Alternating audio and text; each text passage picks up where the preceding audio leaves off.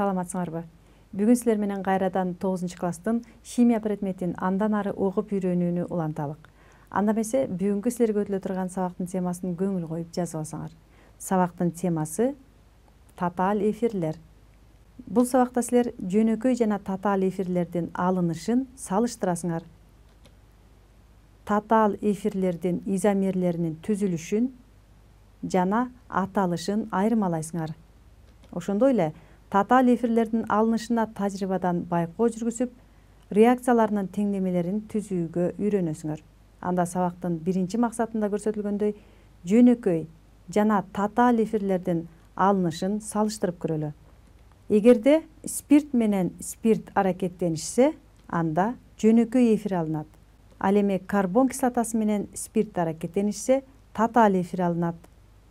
Анда азыр силер менен эфирлердин жалпы формуласын билүү үчүн алардын жалпы формуласынын жардамы менен ойлонуп көрөлү.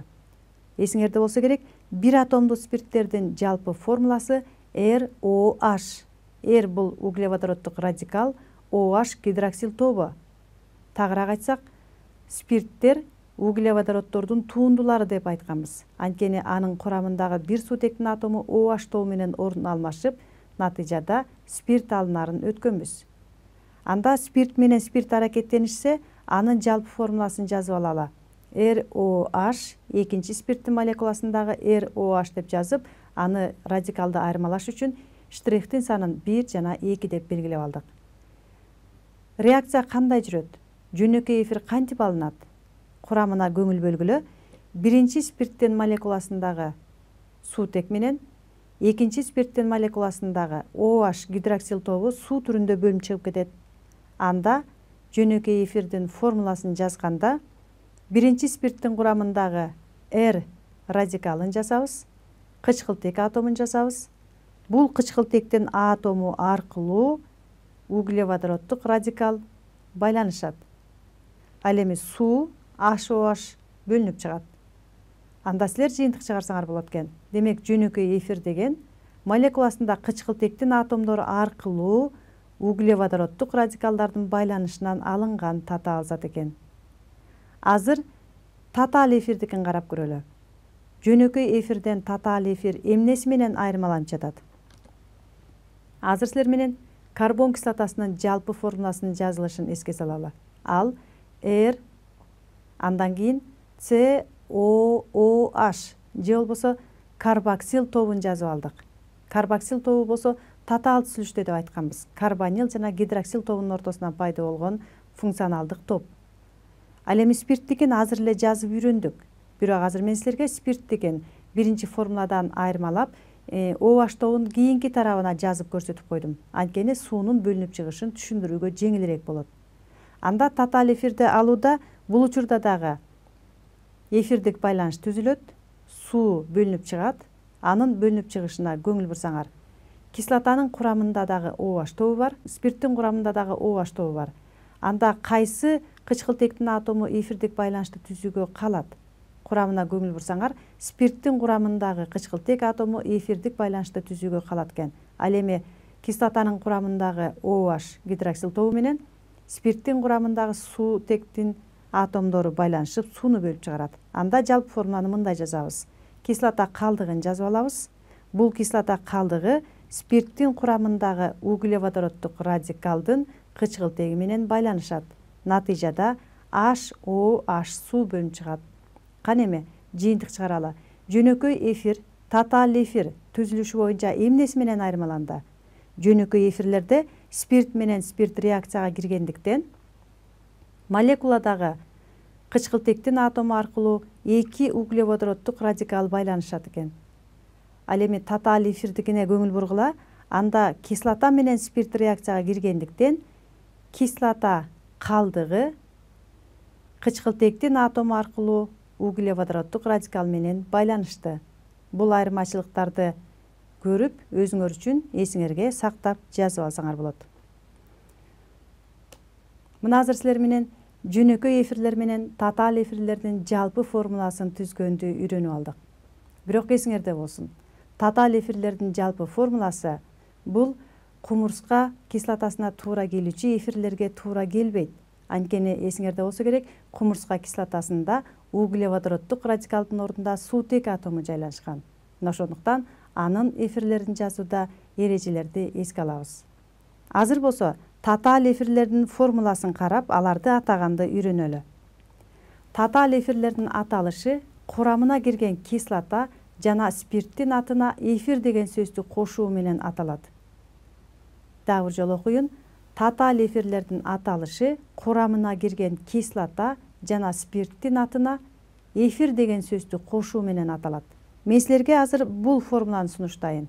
Татаал эфирдин формуласын көрүп турасыңар. Ал кайсы кислотадан жана кайсы спирттен пайда болду? Ал үчүн силер кислота калдыгын тапканды үйрөнгүлө. Мына азыр мен силерге көрсөтүп койдум.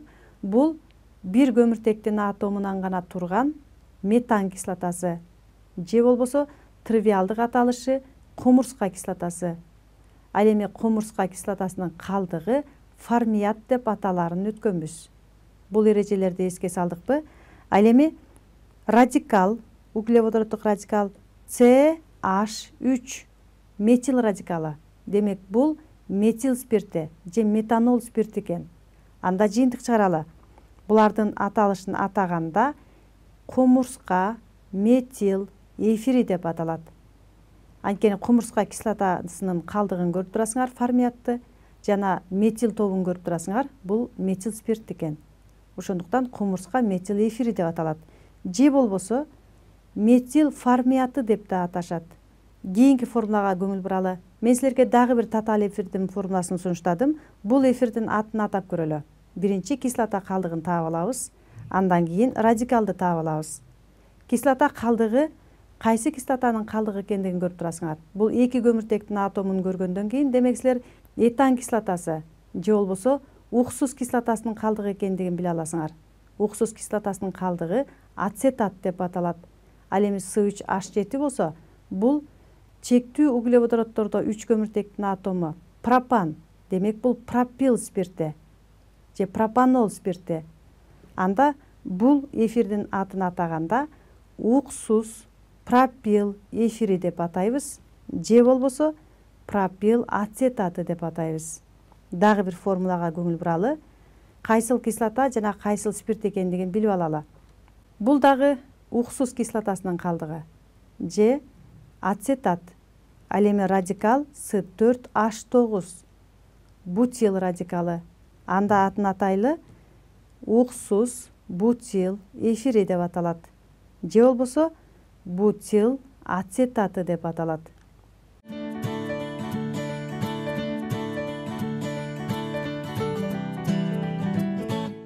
Силер менен бир нече эфирлердин мисалдары менен таанышып, алардын атын атаганды үйрөндүк.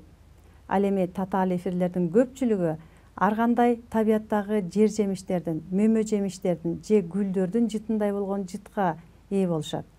Анда азыр силер менен айрым эфирлердин мисалдары менен таанышып көрөлү. Көңүл бурсаңар. Гүлдөрдүн жагымдуу жыттарын түзүүчү эфирлер кайсылар? Мисалы, 2 фенил этил формиаты. Анда силер кумурска кислотасынын калдыгын жазып аласыңар. HCOO деп. Ал эми 2 фенил этил радикалын ага байланыштырып жазасыңар. 2 фенил этил формиаты хризантеманын жана орхидея гүлдөрүнүн жытындай болгон жытка ээ болот. Ошондой эле бензил формиаттагы бул эфирдагы ароматтуу жытка ээ. Анын формуласын жазып алалы. Формият азыр эле тааныштык, кумурска кислотасынын калдыгы. Ал бензил радикал менен байланышат. CH2, C6, H5. Бензил формият эфири жасминдин жытындай жытка ээ болот экен. Ушундай эле мөмө жемиштердин жагымдуу жыттарын түзүүчү эфирлер дагы кездешет. Мисалы, бутил, бутират. Мен силерге формуласын сунуштадым. Азыр кислота калдыгын тапканды үйрөнөлү. Бутил. Бул бутан кислотасы 4 көмүртектин атому болот. Анда силер кислота калдыгын карап туруп, жыйынтыктап жазсаңар, көмүртектин атом саны 4. Анда бул бутират деп аталат. Бутан кислотасынын калдыгы. Ал эми бутил радикалы С4H9. Бутил бутират эфиринин жыты ананастын жытындай болгон жытка ээ болот. Изоамил ацетаттыкын карап көрөлү. Бул формуланы жазганда дагы ацетат уксус кислотасынын калдыгын элестеткиле. Бул CH3COO. Ал эми изоамил болсо изопентил деп да аталат. 5 көмүртектин атомунан турган радикал. Бул радикал түз сысыктуу эмес, бутактанган формасында экен. Ошондуктан 5 көмүртектин атомун жазганда бир метил радикалын бутактандырып жаздык. Бул изоамил ацетаты алмуруттун жытындай жытка ээ болот. Дагы мисалдарды карап көрөлү. Мисалы этил бутират. Бутират менен азыр эле тааныштык. 4 көмүртектин атомунан турган бутан кислотасынын калдыгы болуп саналат. Ал кислота калдыгы бутират. Ал эми этил радикалы C2H5 экендигин билесиңер. Этил бутираттын жыты абрикостун жытына окшош болот. Же болбосо изобутил формияттыкын карап көрөлү. Изобутил формиятта азыр эле айтып өттүк, формияттыкы бул кумурска кислотасынын калдыгы. Ал эми изобутил болсо бутил бутан деген сөздөн алынып атат. Бут бул 4 дегенди түшүндүрөт. Анда 4 көмүртектин атому бутактанып жайгашкандыгын көрүп турасыңар. Ошондуктан изобутил. Мисалы малинанын жыты мына ушул изобутил формияттын жытына окшош болот экен. Пентил радикалын амил деп да атап коюшат. Мына ошондуктан С5H11 радикал менен байланыштырат. Бул пентанол спирт экен. Амил ацетатынын жыты банандын жытындай болот. Дагы бир эфирди карап көрөлү. Изоамил формиятта азыр эле тааныштык. Кумурска кислотасынын калдыгы. Ал эми изоамил же болбосо изопентил деп да атадык. Бул жерде 5 көмүртектин атому бутактанып жайгашкан. Силер көмүртек атомдордун санын суммалап жыйынтыктап эсептесеңер, көмүртектин атом саны 5 экендигин көрүп турасыңар. Изоамил формият эфири кара өрүктүн жытындай жыттанат экен.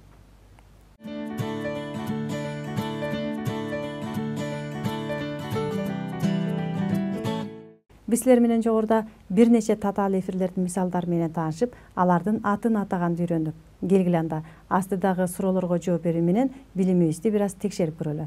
Анда бул суроого көңүл бурсаңар. Кайсы заттар аракеттенишкенде этил формият алынат? Суроо түшүнүктүү болсо, мен силерге мисал сунуштайын. Силер көрүп турган татаал эфирдин формуласы кайсы кислота жана кайсы спирттен пайда боло тургандыгын алардын формуласына карап туруп жыйынтык чыгаргыла. Мен силерге жооптор сунуштайм, өз алдыңарча жыйынтык чыгарып туура жоопту кабыл алсаңар. Биринчи жооп C2H5OH этил спирти жана CH3COOH уксус кислотасы. Экинчи жооп C2H5OH этил спирти жана HCOOH кумурска кислотасы. Кайсы спирт менен кислота аракеттенишкенде силер көрүп турган этил формият эфири алынат? Мен силерге багыт берейин. Эфирлер кычкыл чөйрөдө, суунун кычкыл чөйрөсүндө гидролизденип, ажырап, спиртти жана кислотаны пайда кылат. Анда мен силерге бул эфирдин гидролизденишин жазып берейин. Гидролиз реакциясын жазганда плюс HOH деп жазып, стрелканын үстүндө H плюс белгисин коебуз. Демек, суу менен эфир түздөн түз аракеттенишпейт. Кычкыл чөйрөдө же кислотанын чөйрөсүндө алар ажырайт экен, гидролизденет. Мындай гидролиз кислоталык гидролиз деп аталат. Реакциянын жүрүшүнө көңүл бурсаңар. Бул учурда кислота калдыгы суунун курамындагы гидроксил тобун кошуп алып, кислотаны пайда кылса, суутек болсо спиртти пайда кылууга катышат. C2H5OH алынат. Этил формиятты кычкыл чөйрөдө гидролиздегенде кумурска кислотасы алынды жана этил спирти алынды. Туура жооп экинчиси болуп саналат. Этил спирти C2H5OH жана кумурска кислотасы HCOOH кислотасынан алыныптыр.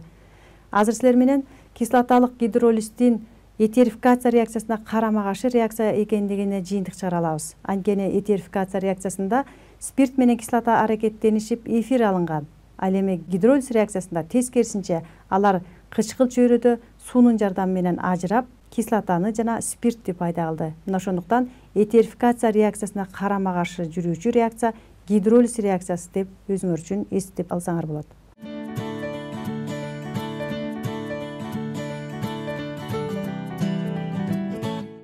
Азыр бул суроого жооп берүү менен дагы бир жолу билимибизди текшерип көрөлү. Пропил ацетат эфири кайсынысы болуп саналат? Мен силерге жооптор сунуштайын. А мисалына көңүл бургула. Бул жерде кислота калдыгы жана радикал кайсы экендигине көңүл бөлүп жыйынтык чыгарып отурсаңар. Б мисалына көңүл буралы. Кислота калдыгы жана радикал. В мисалына көңүл бургула. Кислота калдыгын таап элестеткиле жана радикалды карагыла. Г мисалын сунуштайын. Бул жерде кислота калдыгы кайсыл жана радикалы кайсынысы? Биз жогоруда бул мисалдарды жыйынтык чыгарганда үйрөндүк. Эгерде бул маалыматтарды эсиңерге сактап көнүккөн болсоңор, албетте туура жоопту таптыңар деп ойлойм. Мен силерге жооптордун варианттарын сунуштайын. Биринчи жооп Асы, экинчи жооп Бсы, үчүнчү жооп Всы, төртүнчү жооп Гсы. Азыр кислота калдыктарын таап көрсөтүп, алардын аталышын жазып көрөлү. А мисалында CH3COO бул уксус кислотасынын калдыгы.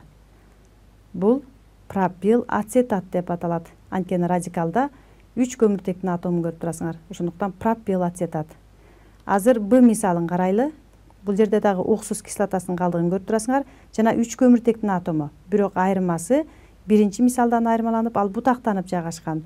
Анда изопропил ацетат деп аталат. В мисалын карайлы. Бул жерде C2H5COO. Бул жерде пропион кислотасынын калдыгын көрүп турасыңар. Радикалы C2H5, ал этил радикалы. Мына ошондуктан этил пропионат деп аталат. Кийинки мисалды карайлы. Кислота калдыгына көңүл бургула. Көмүртек атомунун санын санасаңар, бардыгы 4 көмүртек турат. Анда бул бутан кислотасы, же май кислотасыныкы. Ал эми радикал CH3. Анын атын атаганда метил бутират деп атайт экенбиз.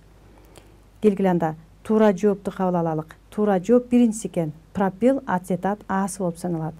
Азыркы мисалдардан улам мындай жыйынтык чыгарсак болот. Эгерде бул формулалардагы көмүртек, суутек, кычкылтек атомдордун баарын санап жыйынтыктасаңар, C6H10O2 деген молекулалык формула келип чыгат. Демек, бул заттардын бардыгы тең изомерлер болуп саналат экен. Ал гексан кислотасынын изомерлери же болбосо гексан кислотасына туура келүүчү эфирлердин изомерлери болуп саналат экен. Силер таанышкан мына ушул эфирдин номенклатурасы болуп саналат. Алардын жалпы формуласы CnH2NO2ге барабар экендигин өткөн сабакта карбон кислоталарында да караганбыз. Ушул сыяктуу эле азыр эфирлерде дагы бир жолу карап өттүк. Азыр силер менен эфирлердин алынышын мисалын карап көрөлү. Силер менен жогоруда эфирлерди алууда карбон кислотасы спирт менен аракеттенишип, этерификация реакциясы жүрөт дагы татаал эфир алына тургандыгын айтканбыз. Анда мисал катарында карбон кислотасына уксус кислотасынын мисалын алып, ал эми спирттерге этил спирттин мисалын алып көрөлү. Бул учурда кандай реакция жүрөт? Кайсыл эфир алынат?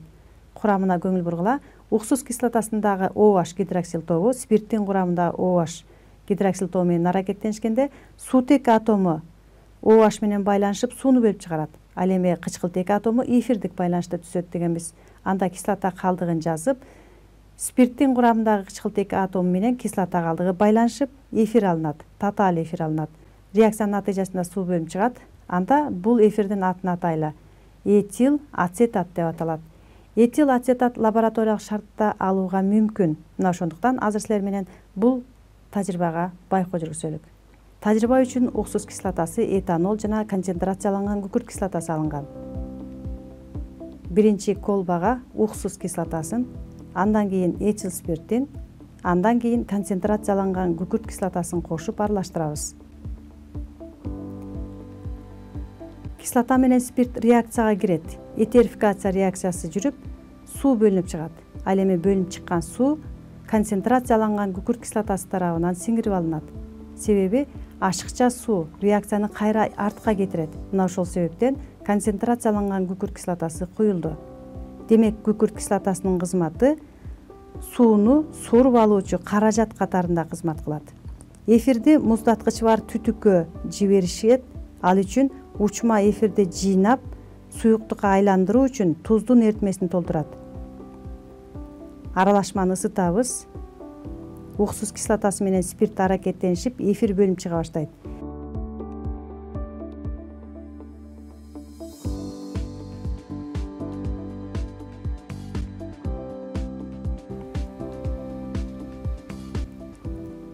Азыр силер бул тажрыйбадан көрүп турасыңар, эки катмарга бөлүнгөндүгүн.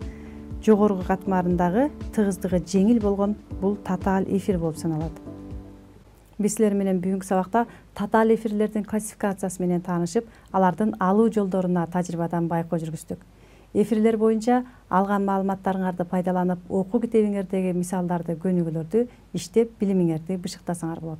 Ана эмесе силерге бөлүнгөн убакыт ушуну менен аягына келип жетти. Кийинки сабакта жолугушканга чейин саламатта туруңар.